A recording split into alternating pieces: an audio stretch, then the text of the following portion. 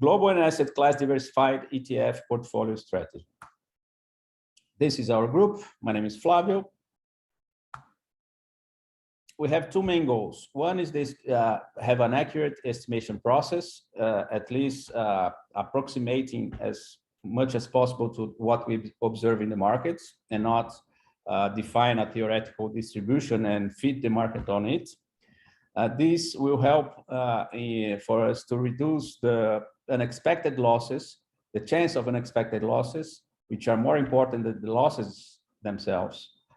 And with that done, develop an investment strategy that can optimize the CVaR satisfaction measure that we chose from a universe of 41 ETFs from different asset classes and geographies. We make two main assumptions: that it is against what we sometimes see. Markets don't follow a normal distribution. Correlations and volatilities varies and are dynamic, not fixed. And extreme events should be considered and taken into account, and not discarded as outliers, because they are the ones that destroy portfolios, and sometimes we cannot recover from them. So it's important to understand and correctly assess them.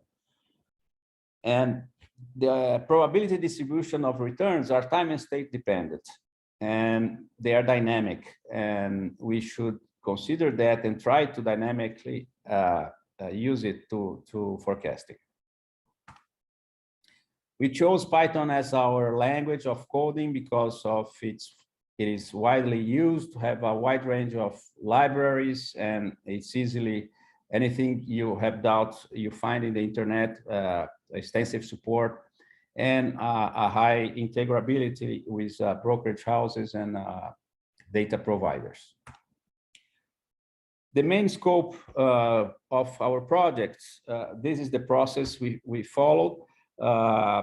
We follow the suggested methodology by Attilio Miucci, and there are a lot of papers in the reference material from him that we use his approaches, and also Marcos Lopez de Paris, De Prado, and Ernie Chang were the main authors we referenced. So this scope, we started with the universe selection of the ETFs. I'll go here very in summary. You have the detail in the paper, but we select the universe of ETFs. Then we try to define market indicators of state, which we use the VIX, which is a proxy of the VIX. It was first published and created by Larry Williams, and further improved by other authors. But we are using this indicator as a market state measure, so that the probability distribution that we will forecast, we will weight them by the current state of the market, and also by weighting the most recent observations higher than the far past ones.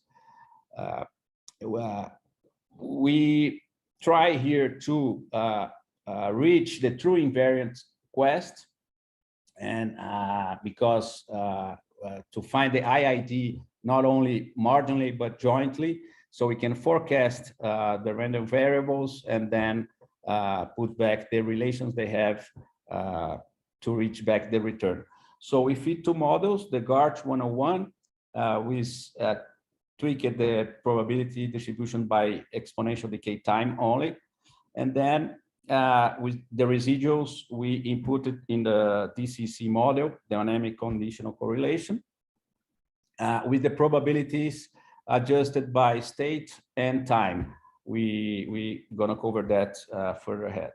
With that, we projected, we defined the Copula relation, the marginal distribution, and glued them together and projected into the future, already pricing to the P&L. And we have a future distribution of the P&L and assessment of the CVaR. With that, this for each asset. With that, we optimize the CVaR and back-tested. The flexible probability approach, in a nutshell, we have three factors: two from states, which is the ETF current volatility state and the global market volatility state. We take the first difference to get this indicator IID, and we mix it with the exponential time decay through minimal relative entropy, all these three, and reach the end optimal probability distribution, optimal set of flexible probabilities, which is this one. Okay, this is the target of each factor here, the state factor, and the probabilities are the ones that are more in line with this target, weight adjusted, actually weight adjusted by a range around the target. So we reach these results, adjusted flexible distribution of the returns. Histogram there. Here we have the DCC model with 10 factors shrinkage. We fit the Garch model's residuals into this model. As you can see, the Garch residuals are marginally IID, but not jointly. We can see here they have a relation in the two assets here. These are actually their correlation. And there is a difference here of 5% from the conditional correlation, which is conditional to the past correlation matrix, with the unconditional, which is the historical one. So it's important, when we fit this model, we reach the true invariance, taking out these relations into the parameters of the model and be left with the true invariance. These invariances are projected into the future, and with that, we optimize through convex optimization the minimum CVaR. So we come from an equally weighted portfolio, and with the process of the optimization that we went through, we shifted the distribution to the right of the amount of money here. Okay, so when we projected the residuals into the future, we then reverse back the models to reach the returns and then price it by the price of the assets, so we can have the amount of values here in the distribution. When assessing the portfolio assets, we made a risk attribution here to check the influence of each ETF to the CVaR. Okay, so we can see that in the equal weight portfolio, we have $300 of loss CVaR, which the main influences are from these ETFs, mainly from EZA here and USO. And with these, we optimize it. We assess the risk, the model, to optimize for a better one, which we showed in the previous slide, the shift of the distribution. The efficient frontier is drawn from that. It's inversed here because we are using negative values for the CVaR, as we are minimizing the CVaR through convex quadratic programming. And we chose initial in the first in this work the minimum mean CVaR portfolio, which is this one, with around 120 or $30,000, and this is the allocation of the portfolio within these two assets. We did that for 3 times, as we couldn't develop an automatic algorithm to run the back test automatically through the history. So we did that manually, and it was time demanding, and we could do it for 3 periods after the end of the estimation period. This is a out of sample walk forward back test. So the horizon is 10 days. This is the first allocation portfolio. Optimize it. The second one is shift for one asset, which is treasury here, and we will see that the model actually protected the portfolio against market changes that incurring loss in the benchmark portfolios. And this is the third one, the next 30 days, sorry, the next 10 trading days, it allocated to these assets. It's important here to say that what we did was an estimation period from 2013 until the end of 2021, and then we forecast 10 days out of sample. And then we increase the sample to with these 10 days and forecast the next 10. And this we did manually.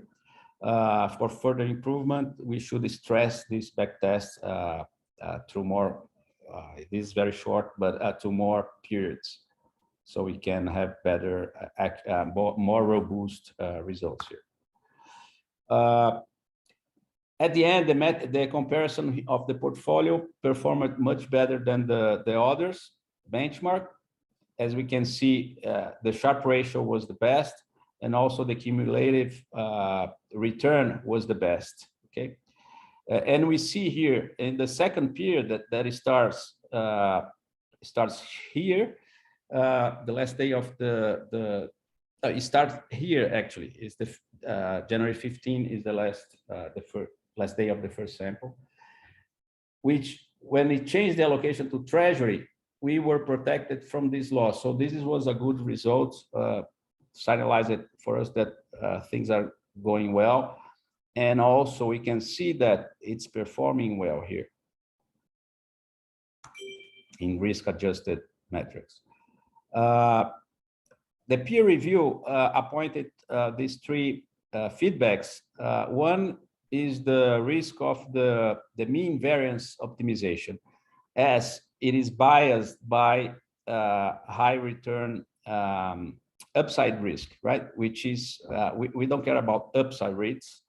The most important focus is in downside risks, and some mean variance can bias this as it considers the same. Okay, so we covered that by doing CVaR optimization that focus in downside risk. The other is the transaction costs, as we are only considering a 10-day horizon. The rotation is not daily, is 10 days. And in addition, as the number of assets were not constrained, it usually will allocate to a smaller number of assets. And with the current algorithm trading brokers, the cost will not impact too much on this as we are doing in this longer term. Alternative algorithm strategies were not the scope here, so we didn't consider. As summary of results, we saw that the residuals of the GARCH were not marginally IID. We will lose the joint relations. It will be inputted in the residuals for forecasting if we didn't use it, the next model. So it shows importance on that. And also that the true residuals was extracted using these dynamic models, which improved the forecast. Also, as a result, the model, the dynamic correlation model, showed the difference in the correlation dynamics of the assets that we could capture on that.